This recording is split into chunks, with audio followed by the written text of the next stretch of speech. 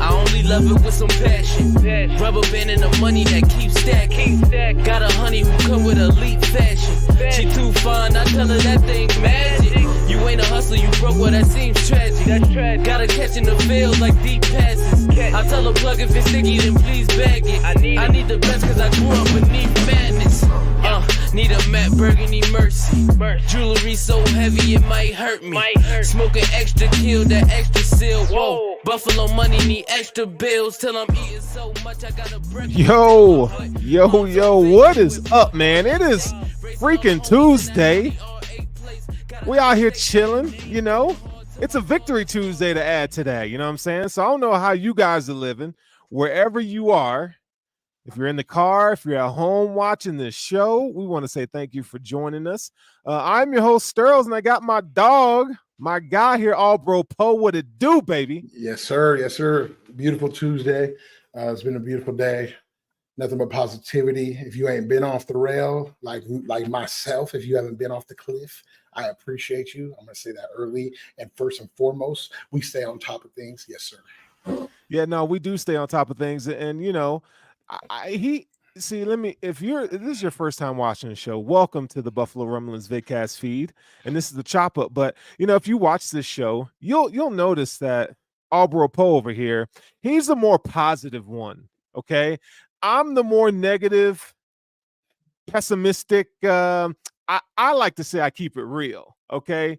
So you know, if you're here for just straight positivity and rainbows and fluff and all that, you know, Albro Poe is your guy, man. I keep it real as well. I believe I said about a couple of weeks ago, even after the Eagles lost, that we're about to win the East. It was always there. It was written. I have the script. So I know these things. I have the script. Yes. Yeah, for those who didn't know, the NFL is extremely scripted. You know, the outcomes are predetermined. So I think one of those predeterminations are the Bills are going to win the division. Let's start with that first. Can we start with the Bills? And we're going to get to, on this show tonight, we're going to talk about the Bills and the Chiefs. We're going to talk about the Cowboys game coming up this week. And I got one of my friends coming in, big time Cowboys fan. So we're gonna you know, give him all kinds of grief. But yeah, let's talk about the Bills in the division. So I don't know about you, but watching that Dolphins game last night, first of all, I had money on it. Okay, I had money on it, but it was in my favor. The game ended in my favor. However, you know, the Dolphins were 13.5-point favorites coming in that game. All right. And all of a sudden, they let the damn Titans come back. And and let the Dolphins come back. And I'm like, yo, whoa. I wasn't feeling it. Okay. So how did you feel when the Dolphins kind of took the lead in the game and they were up like 2 touchdowns, man? What did it do? I watched the game, but I didn't.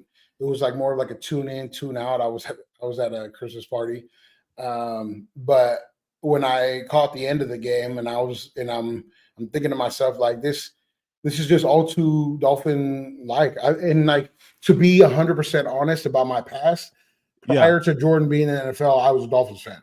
I was a big Ricky Williams, Ronnie Brown. Like that era of football. So like I became a Bills fan when Jordan got here. That's just, you know, okay. I mean? That's fair. That's fair. So before the Browns and the Eagles, I was a Dolphins fan with Ricky Williams, Ronnie Brown. I understand that every December and every January, the Dolphins find ways to lose football games. That's just how it's been the effort for years.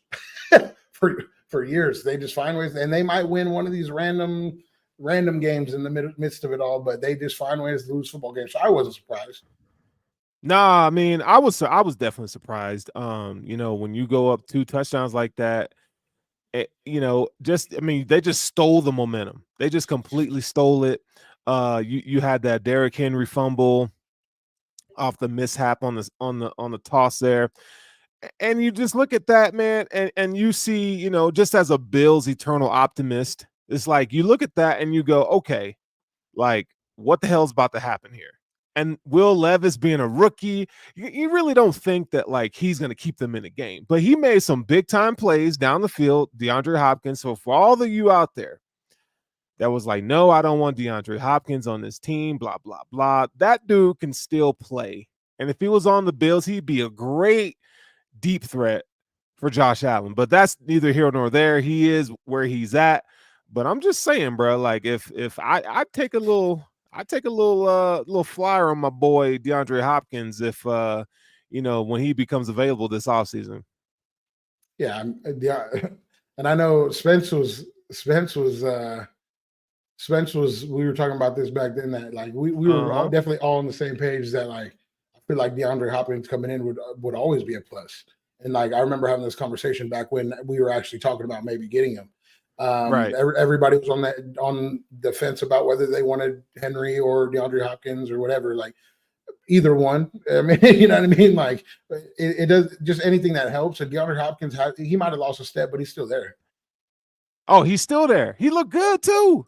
That's the crazy part. Like, man, that dude has not lost a step. Now, the great thing about him is that, he's never been like one of the most athletic receivers. That's never been his forte. But the way he wins with route running and catches the ball. Anticipation, and his hands are incredible, dude. Yeah. Like that guy, he's still good, man. I'd rather have him than Gabe right now. I know that's your guy, whatever, but look, here comes the snarl. Because I said the Gabe Davis. You'd rather have Gabe over D-Hop?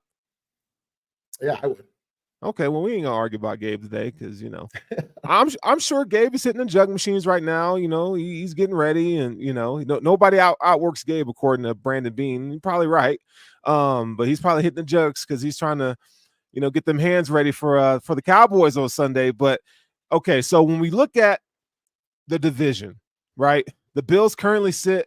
They're 2 games behind the Dolphins. All right.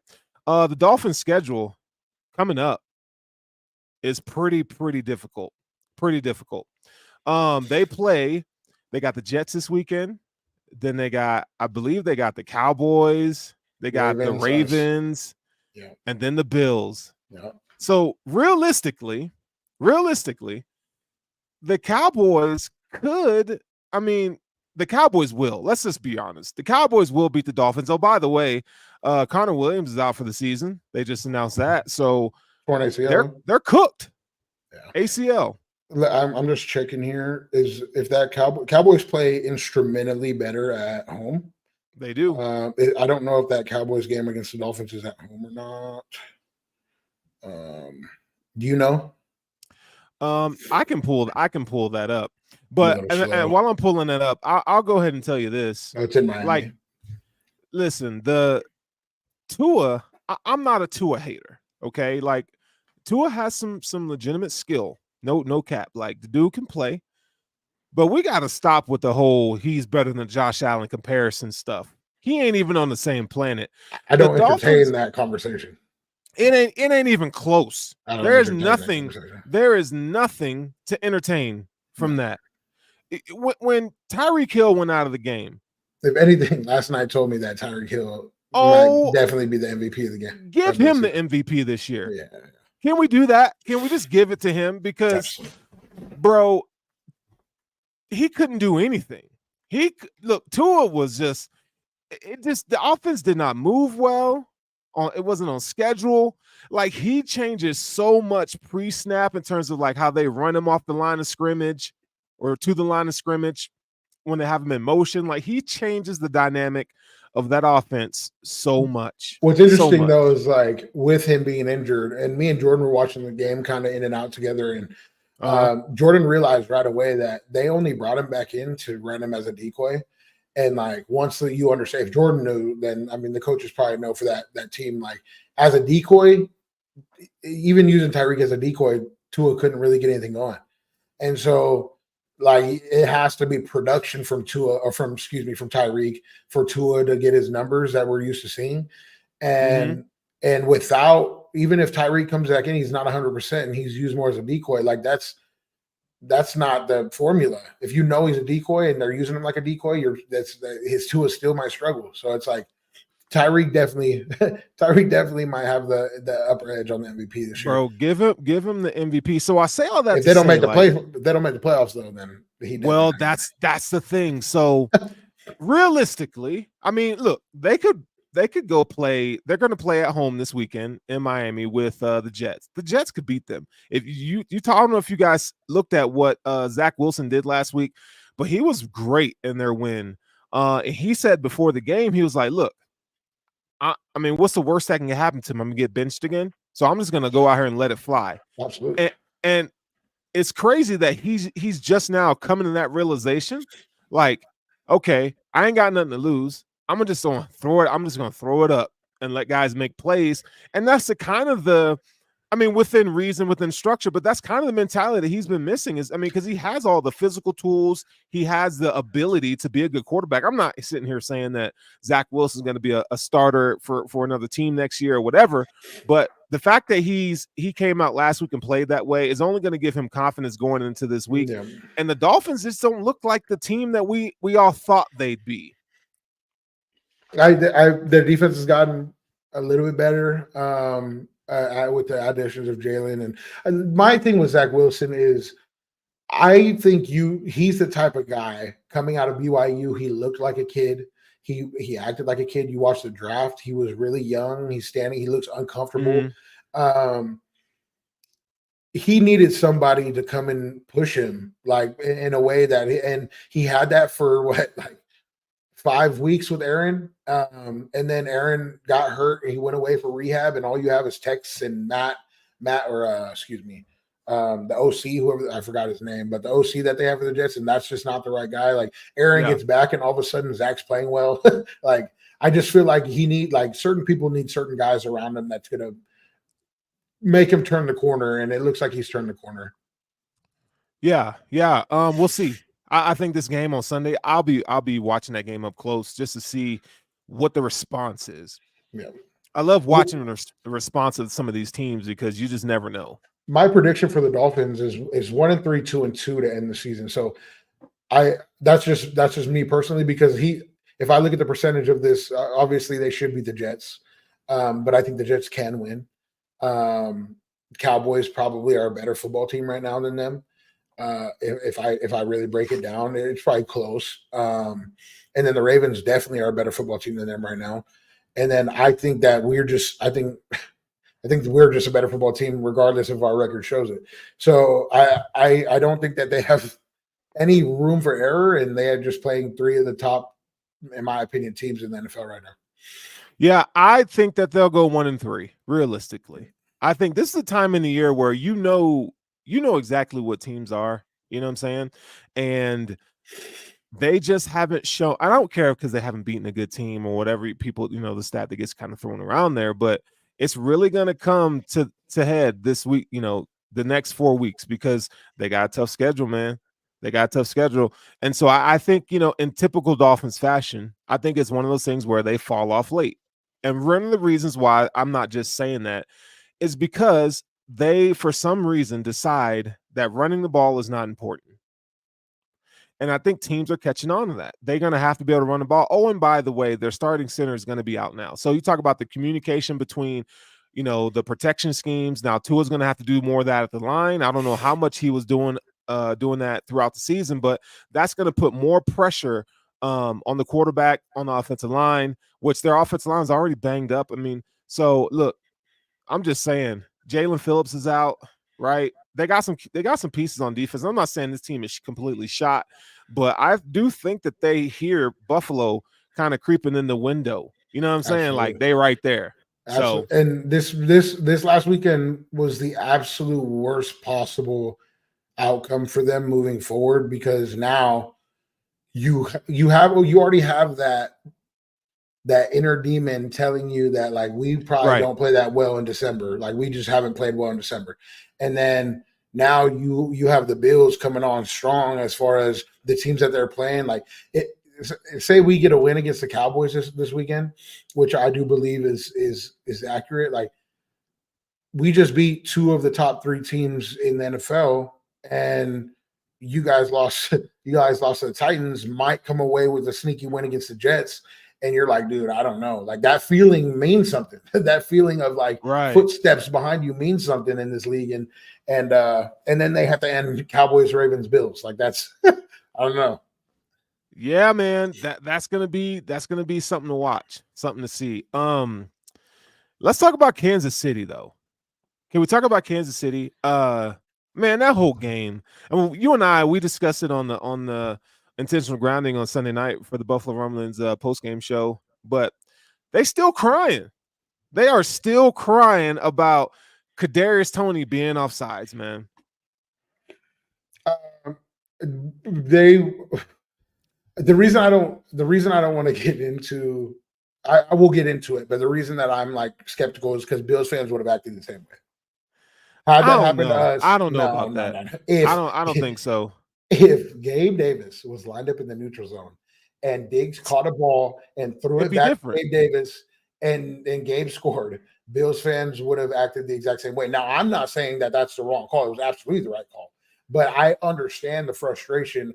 Now, what Mahomes did to Allen at the end, Allen has had some heartbreaking losses against Mahomes. Right. He came over and dapped you up. I think that was Bush. He apologized for it. Mahomes apologized for it. He came on the newscast, apologized. He said, "I'm sorry" to Josh. He probably called him afterwards and said that was Bush League. I apologize. Like, I respect that. However, Bills fans would have been just as mad had that not that been us instead of them. And I was actually going to bring that up.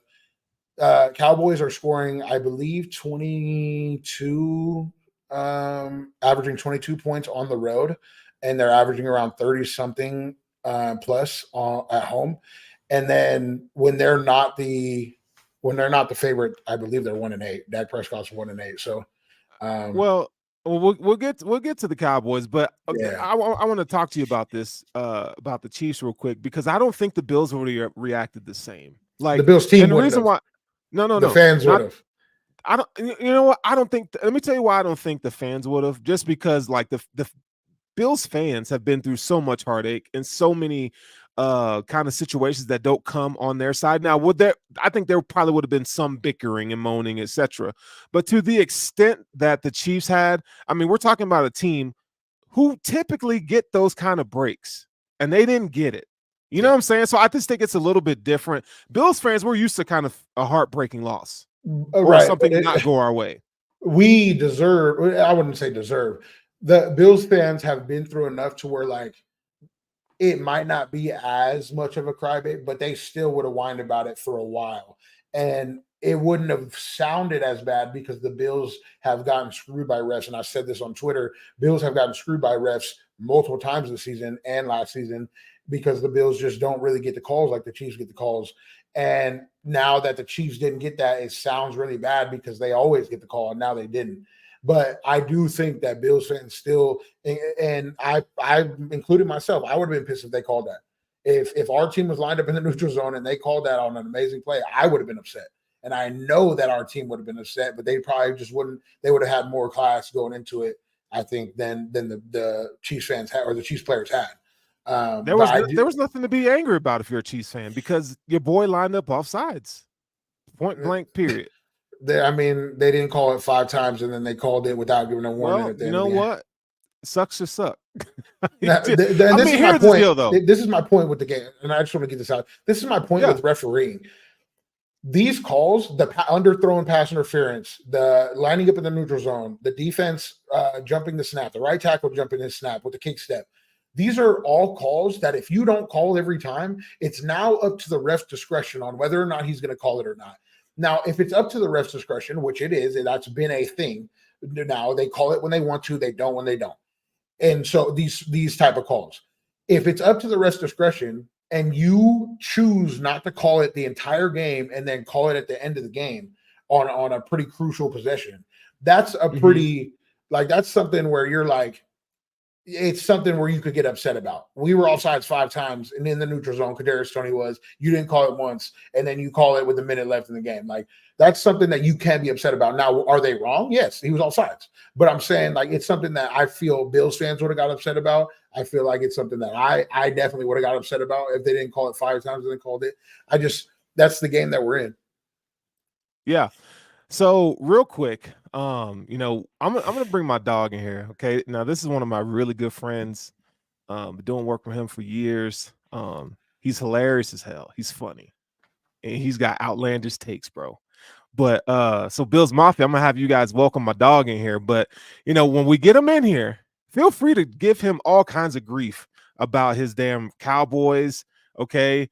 Now this is a family show, and I've warned him backstage. He knows this is a family show, so he ain't gonna cut it loose too much.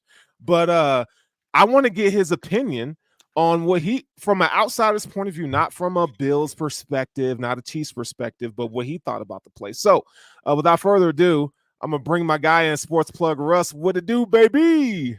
What's happening? What's up, my guy? Oh man, it's good. Thanks for having me on. What's up? That's it. All bro Poe. Yes, sir. What up, bro? What up? What's happening, bro? Nice to meet you. I'm probably gonna mess that up, but that's on me. You just call me Poe. You just call me Poe. Poe. All right, Poe. So yeah, I heard what you were saying. So, and I know I'll cut it super loose tomorrow night. But for for my restrictions, I think that Bills fans should feel like the Chiefs fans are crying. I feel like I'm without getting too far into it, I am sick of seeing the Chiefs try to find a way to say that they got the raw end of a bad deal. The dude was already in his route. He was so far offside, like as an outsider. Like, nah, man, how you gonna be mad at this? And this guy has continued to be poop emoji for y'all. You know what I'm saying? Like, he's continued to do bad things. Marquez Valdez-Scantling, the receiving. This is possibly the worst receiving core on the best team in the history of the league. And so, like, for them to cry, basically yell out, like, that's like in an NBA game, like Harden being like, just don't. I mean, they kind of don't, but don't call travel no more. You know what I'm saying? That's like don't call fouls no more. You know what I'm saying? Like that's basically what Pat Mahomes is looking for. Because it's us, don't call it. And that's weak as I don't know what, man. I didn't like it at all. I agree. Hold on. I agree that it was a penalty. I'm not disregarding that. My point is just like in the NBA, if you don't call me for 3-stepping or the little Harden step back all game, every game, and then you get to the last game-winning shot, and I bust a 3-pointer for game, and you call traveling on this one and not the rest of them, you're telling me fans aren't going to be upset about that? I would be upset about that. Yeah, I can understand why fans are. I play pickup basketball with dudes like that. But that's exactly what I thought of when I heard Pat Mahomes. Right. I was like, you just called foul and wasn't no foul. Like, you trying to get the ball back. You know what I'm saying? Like, you trying to keep you trying to keep it. It's 13-14, and you keep trying to get one more shot at it. You know what I'm saying? Only thing is you can't go shoot for it then. Shoot for it. Exactly. No, you could. They just didn't make it. Right. So the Chiefs been crying, man. It's just nice to see like something not go their way. I mean, we're talking about a team. Yeah, right. We're talking about Patrick Mahomes never playing a road playoff game. Like, how do you get that? I mean, can we get that kind of royalty treatment here in Buffalo? You know what I'm saying? I need some of that treatment. You know what I'm saying? Yeah, I think it was a lot of blasphemy, man. And it was. To get to Kadarius, man, do better. Kadarius Toney. You know who Kadarius Toney is? You know who he is? J.R. Smith. Bro. No. Ain't he, Jay? Don't disrespect J.R. Smith. I just did. Don't disrespect. There's Toney. I think it's a good comparison because remember J.R. had some of them games in the finals where he went hard and hit them threes. Kadarius had that punt return. The low end of the stick, but like J.R. has done way more than Kadarius. No. I know J.R. was a bucket. J.R. was a bucket. I'm just talking about the bonehead moments. Kadarius seems to have them all the freaking time. It's just crazy to me. So yeah, they could take J.R. Smith, an older J.R. Smith, okay, and they can shove it. I'm glad the Chiefs lost on that. So hey, let's pivot real quick because we got my dog in here. Let's pivot to the Cowboys game here. Now, before we talk Bills versus Cowboys, you a whole Negro with the whole do-rag on. You see what he doing, all bro Poe down there? That's crooked. I had to put the blue on for my So sometimes when we podcast, he be drinking Old English as well in a bag. So if you know, you know. So for let's talk about the Cowboys. For those of you who maybe haven't watched the Cowboys this season, I mean, they're one of the best teams in the league. So, Russ, why don't you give us a little snapshot of how the Cowboys has been? Maybe talk about some of their flaws that you could see being exploited or have been exploited this season. Okay, of course. You know, the Cowboys, they came in, everybody, you know, it's goalposts move. You know, Super Bowl or bust. But in my opinion, as you know, I'm a NFC Championship or bust kind of guy right now. I mean, my expectations are a little higher after the past couple weeks, but it's been a bit of a roller coaster. But it does hit different. It really different. Twice as nice on ice, baby. Twice as nice on ice. But I think the Cowboys have shown growth. The growth of what you need to do to go from being a good team to a great team. As far as you start the season, you look good, but you could get better, seeing as that the defense was really good and the offense was kind of lagging. And then they go to San Francisco, they get punched in the mouth, bloody mouth. I don't know if y'all watch any type of anime, but they look like Invincible after his daddy got done with him in the first season. And we got torched, you know. And instead of us balling up and going away like Cowboys in the past teams would have, or kind of get off to rocky starts, we lose our I'll say our second best corner, because if you're not watching what Stephon Gilmore's doing, then and you say he wouldn't be our first corner doing the things he's doing. Whew. But so we lose our corner and our defense starts lacking, but then all of a sudden Dak starts playing well. We start playing against lesser competition, which in football sometimes is needed, because sometimes you need a confidence boost. You need to go out there and smash somebody to just know that you can still do it. So after that happened, you kind of see this maturation of Dak becoming just a good quarterback to actually stepping into great and elite status. You see Mike McCarthy transforming his game plans to fit his players more so after he learned them. I think the first couple of weeks of people like Mike McCarthy doesn't know what he's doing. I think Mike McCarthy was trying to figure out who does what best. And he figured out, you know, CD doesn't want to go deep. He wants to catch medium passes and, you know, get busy in the middle of the field. And this guy, Brandon Cooks, this is why he always has 1,000 yards, because he can just go deep. Like no one can really cover him. And then Ferguson might be baby Gronk. Ferguson might be baby Gronk. Oh God. He might. Okay. He got calm down. But all in all, you see Stephon Gilmore proving that he's a Hall of Famer. Best quality of a cornerback is not to hear his name during the game because they're not throwing your way, and he does that better than most.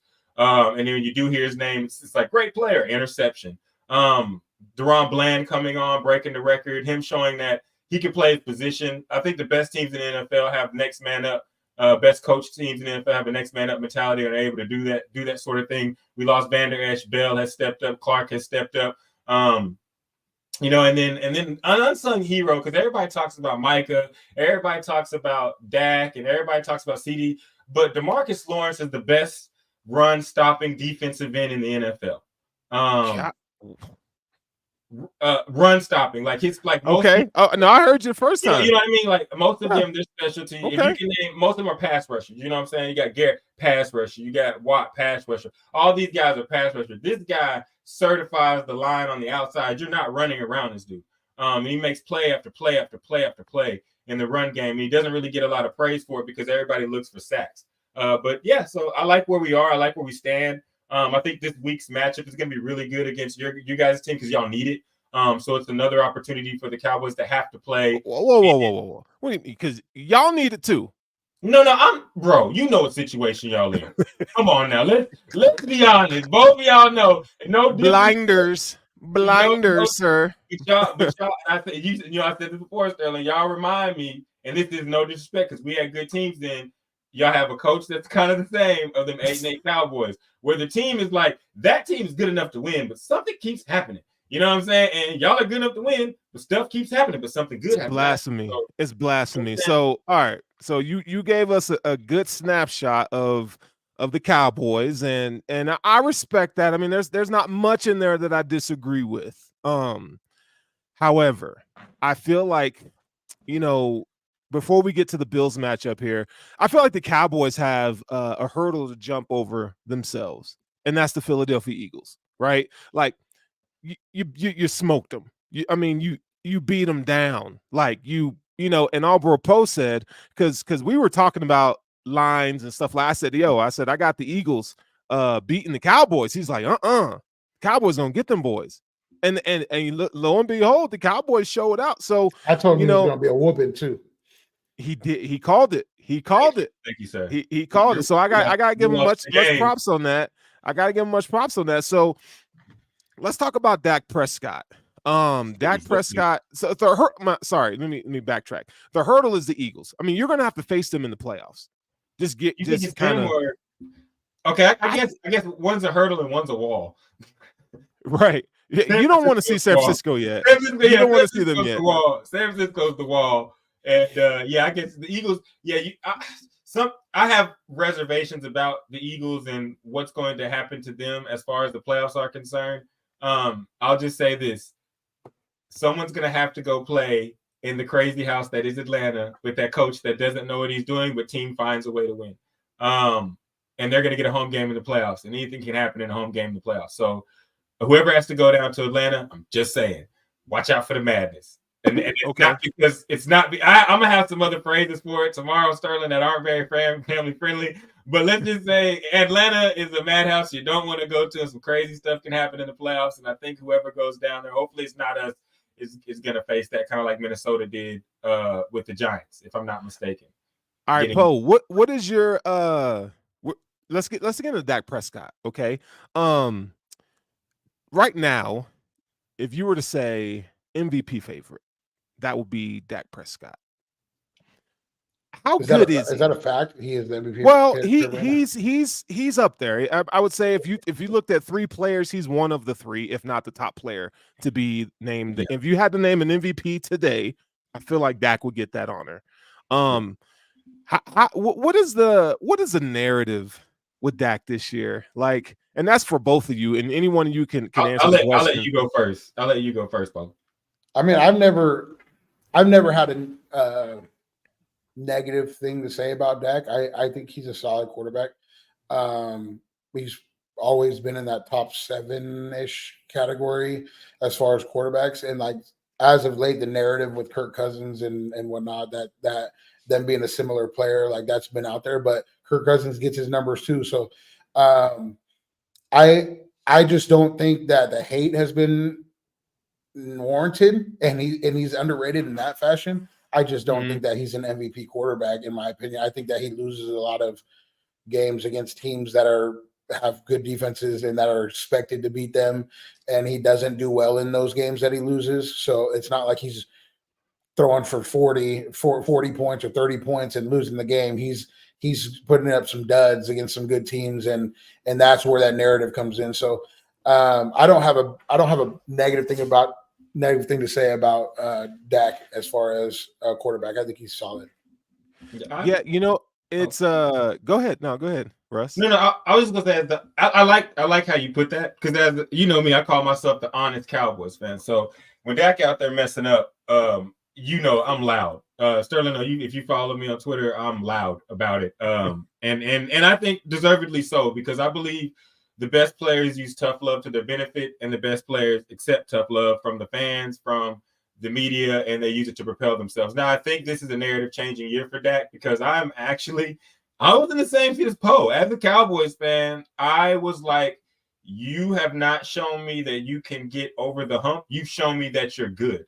And there's been a lot of good quarterbacks that can win 10 to 12 games, but could never get it done in the playoffs. And it means a lot to me what Poe said when he said, you've played against other good defenses and other good teams. Let's put teams in there, because he's lost to good teams that didn't have like perfect defenses, but you're losing to equal competition is what it boils down to. Okay. Equal or better competition, you're not beating. And for the first time this year, he's not like for the first time in his career, because people are going to be like, you done it right. But I'm saying for the first time, it looks as if, okay, he's able to handle business for real against lesser competition, like we used to see guys. And this is not a comparison of greatness. This is just the comparison of I would say the consistency of greatness, which is how you see when you saw Peyton Manning go out there and operate his offense against lesser teams. He went and got the job done. You saw guys like Ben Roethlisberger go and get the job done. Hell, guys like Tony Romo go and get the job done against lesser competition. You get the job done against the team you're supposed to beat. Dak has had problems with that, even if the teams play hard.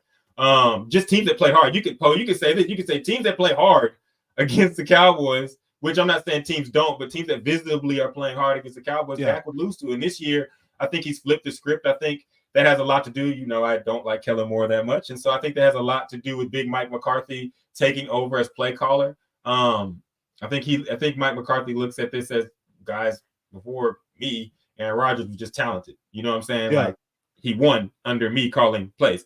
So I think a little bit of the same thing is happening with Dak. And I think Dak's just locked in, but I think it's a total flip. Like, he's propelled himself, in my point of view, from like what I've seen this year. And I think playoffs are going to judge this a little bit more, and maybe more harshly if he does end up losing again in the second round.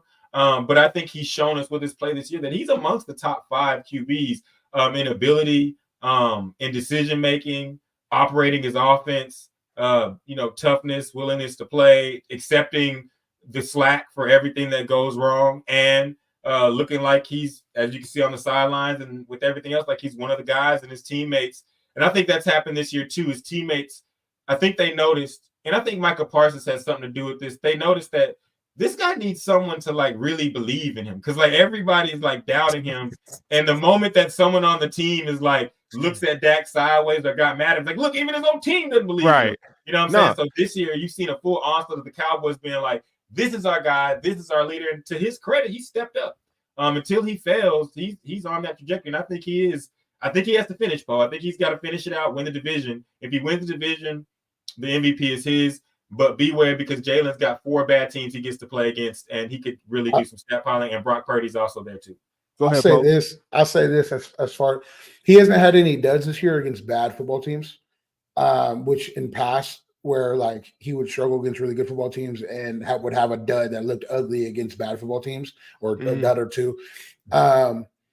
I will say that if he doesn't, the Eagles win was nice, but if he doesn't win against, I would say if he doesn't beat the Dolphins and the Bills, I don't think that MVP is coming home.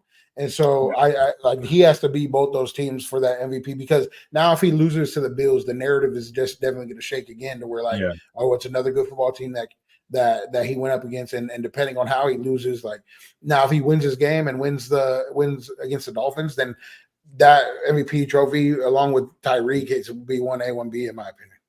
And hold on, Russ. Buffalo Freddy, my dog over here, he's got a good point. He says Dak looks very good this year. I'm concerned for Sunday. The thing that I think is launching him this year is his time in the pocket. He's getting elite offensive line play. Russ, you want to hit on that real quick?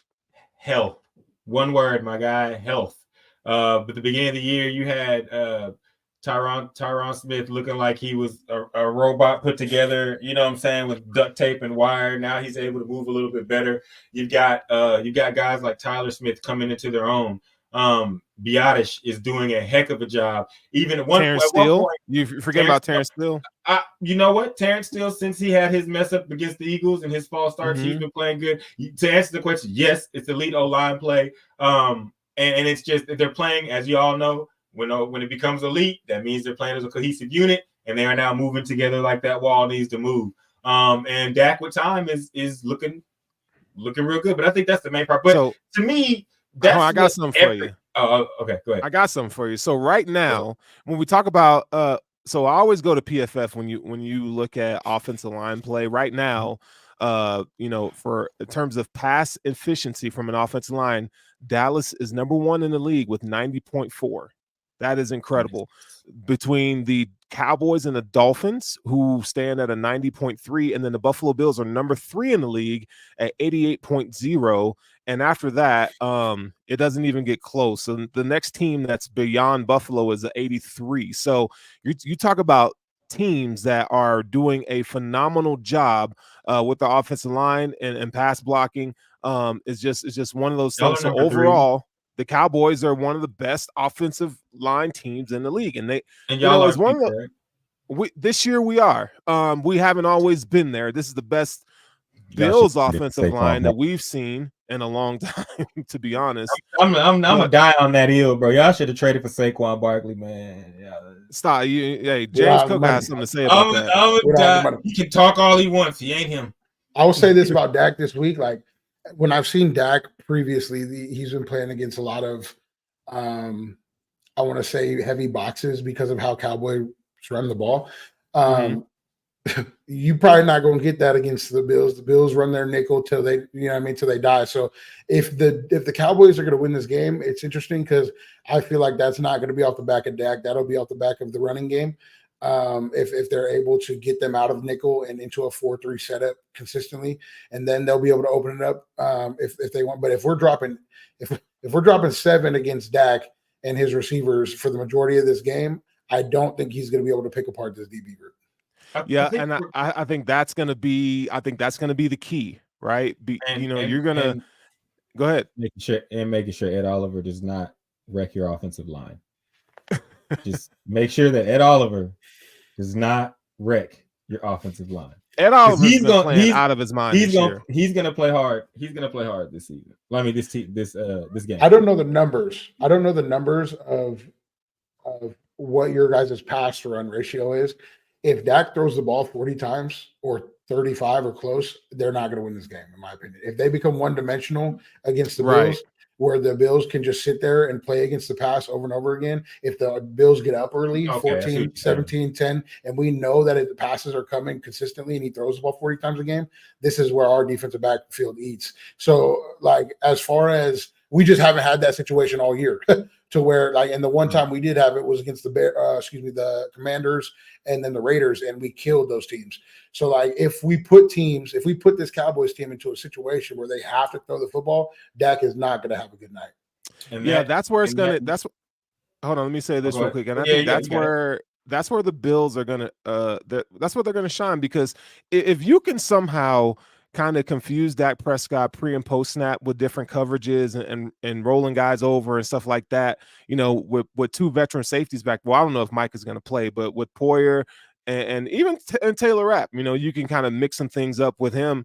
I think it's going to cause some problems. And so, one of the things that I appreciated about the Cowboys last year was a running back situation, but this year it's a little bit different.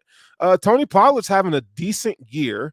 But I just think, one of the reasons is I feel like Tony Pollard, when I've watched him, he doesn't hit the hole with the same fervor that he hit it with last year. He's kind of dancing around, kind of unsure about what he's seeing. Better, but yeah.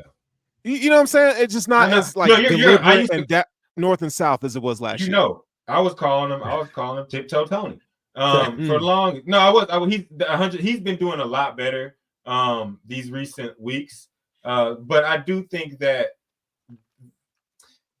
the short passing game for Dallas is going to matter a lot. Like you said, they're not going to – I don't think even if they're – I think we are going to pass a lot.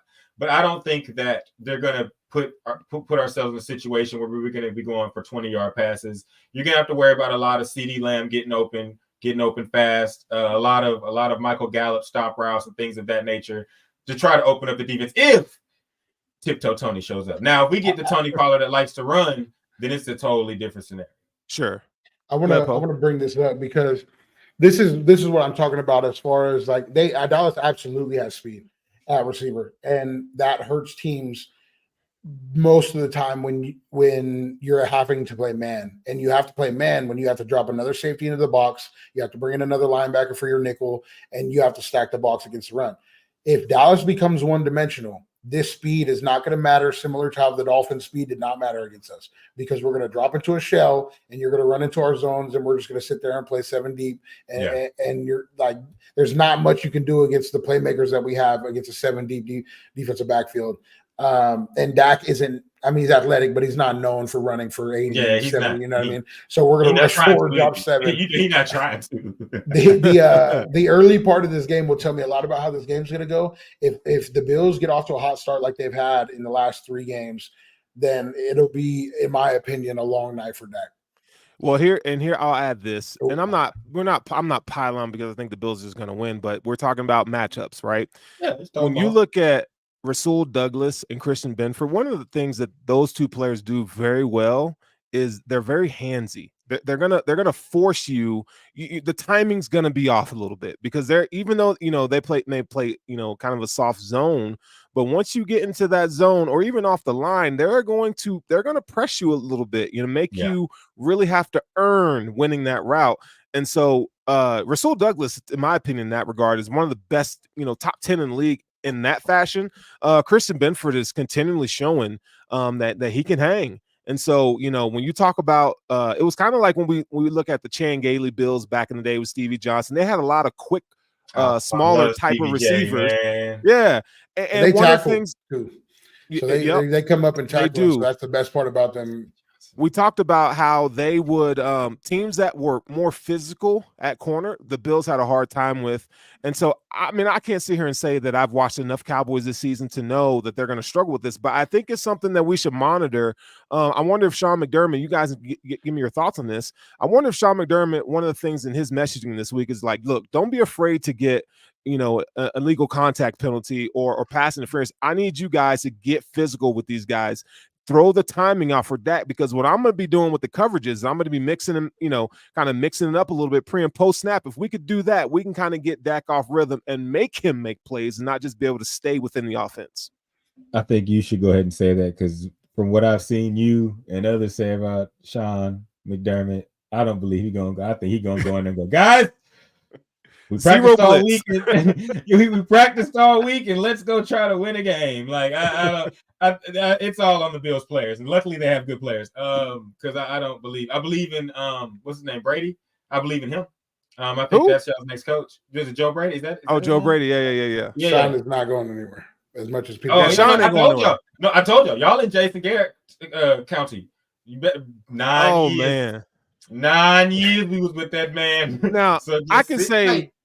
The Bills might have Michael Scott as their head coach from The Office, but I mean, Sean is not that bad. Now he when it comes to, like, you know, situational football, he's bad. I think this year he needs to get his knack for play calling back, because I think he makes terrible calls in inopportune times, right? But when you talk about his preparation for a game, I think he excels at his preparation for a game. I just think when it's like time for the defense schematically as a whole to be in the right position at the right time, that's where it gets a little interesting. But outside of that structure, Sean is going to put those guys in a good position. When he had a four-man pass rush that got home at the end of games, he had been elite for a short period of time when Von Miller was at his best before he got hurt. He was elite at closing games. And since he doesn't get that good of a pass rush at the end of games recently, and even during that time when before Von Miller, it hasn't been he's not prepared. He drops 7 and he plays a prevent coverage, and we're not getting home. I will say for the first 3 quarters of a game, Sean might be the best defensive coordinator, head coach in football. Do you think that the reason? Do you think that the reason that he has his struggles is probably because he might need to get a defensive coordinator, a la we got Dan Quinn, so that he can concentrate on being the head coach, and the defensive coordinator can spend that time that he needs with the DBs and with the linemen so they can be like, all right, this is how we're going to close games every night. Because it seems to me that from what I'm seeing, the coaches that delegate, which, you know, they say about leaders, but the coaches that are delegating some of these tasks to people that can do them, like when y'all had Brian Daboll there, when y'all switched to Brady, Joe Brady, right? Yeah, Joe Brady, like things immediately got better because, you know, Sean can go handle head coaching things that he needs to handle. You know what I'm saying? I just think that's a big part.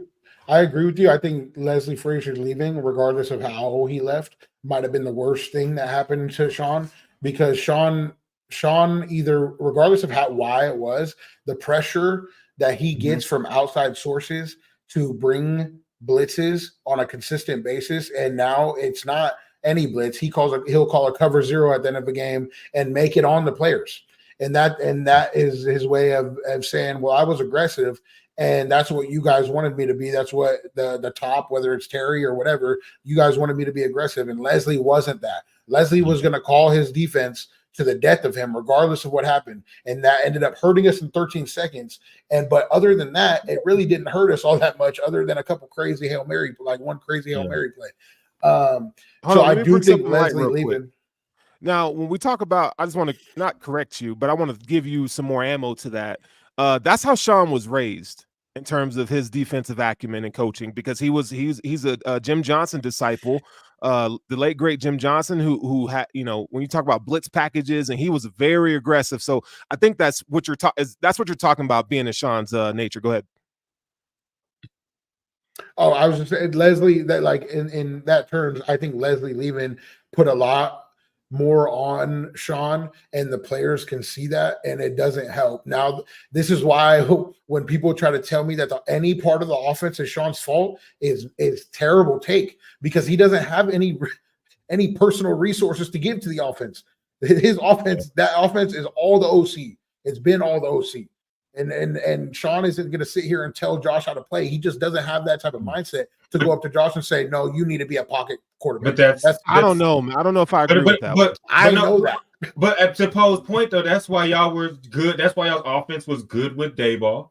That's why it was bad with Ken Dorsey, and that's why it's good again with Brady. I believe Ken was trying to make Josh into a pocket quarterback. That's what he wanted him to do, and that's not him.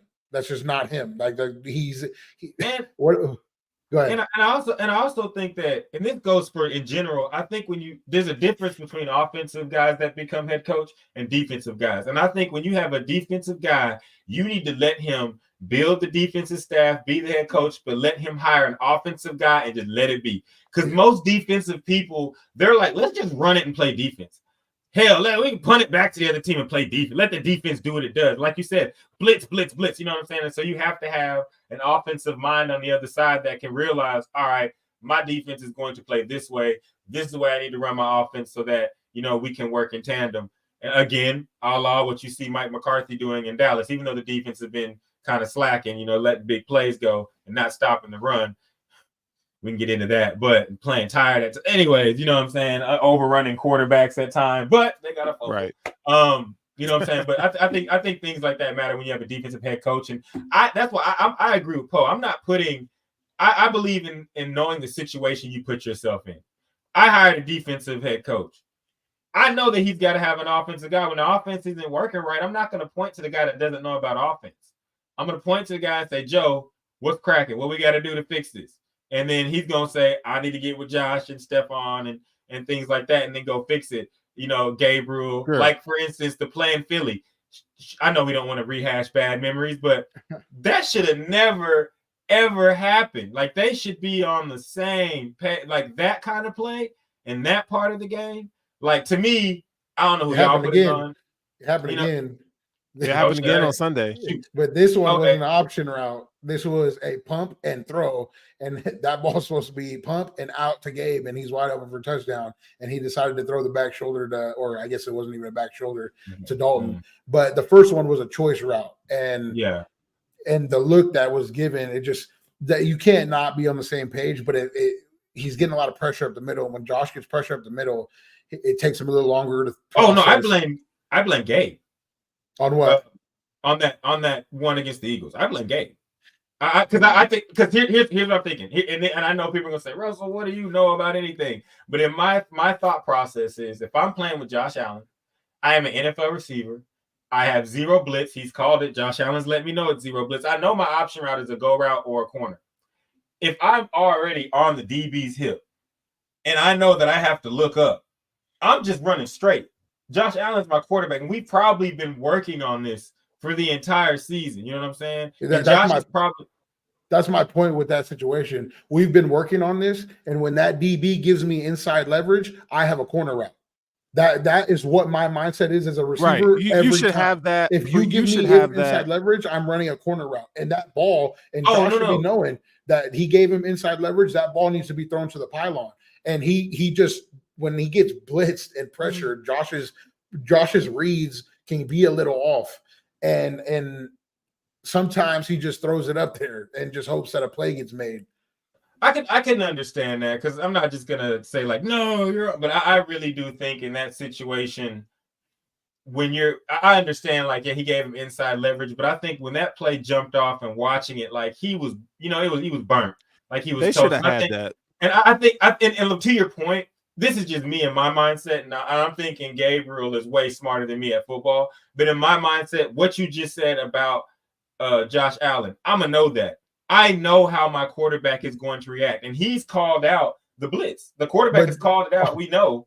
On the flip side, can't you say that Josh should know Gabe is going to run his route by the book every single time?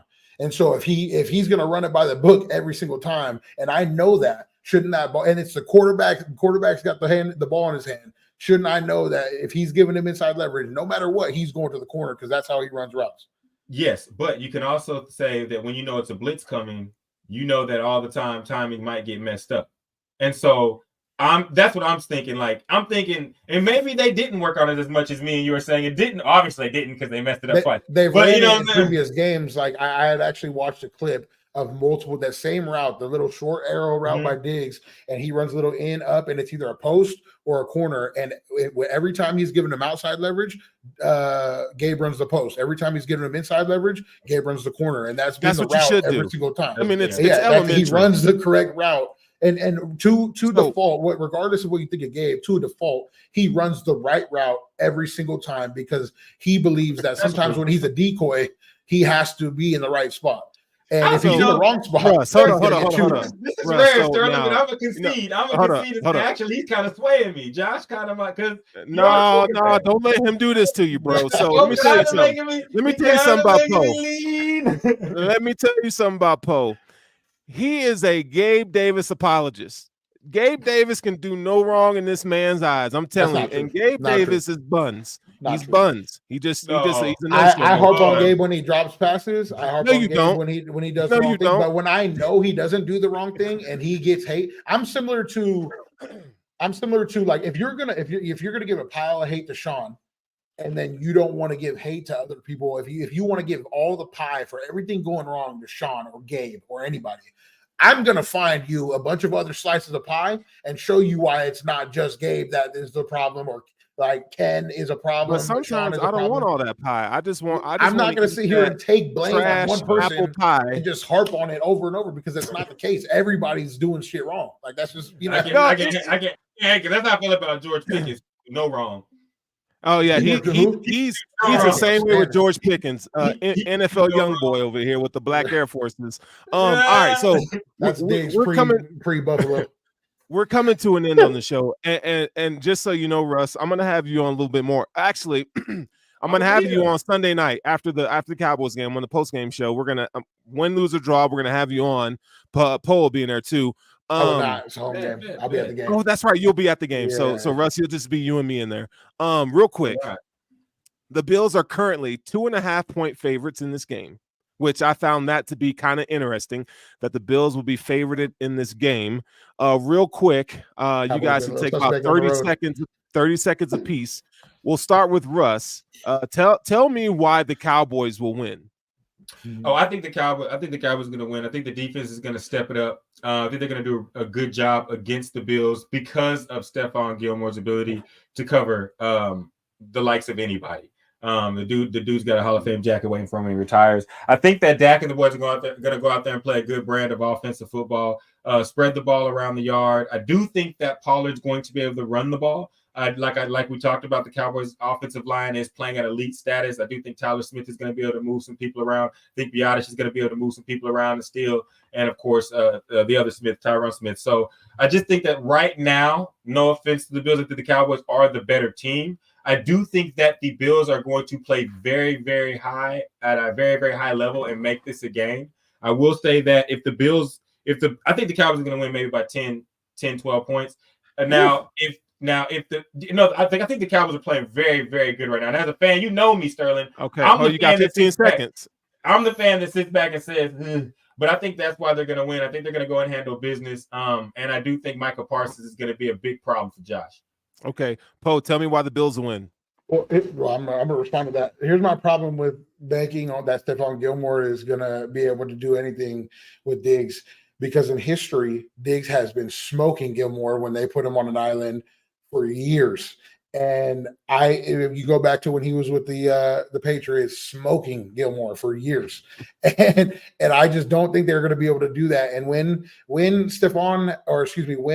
Gilmore has struggled against number one receivers, they have lost to very good, or have given up big amount of points. DK Metcalf went crazy. The first time they lost to the Eagles, AJ Brown went crazy.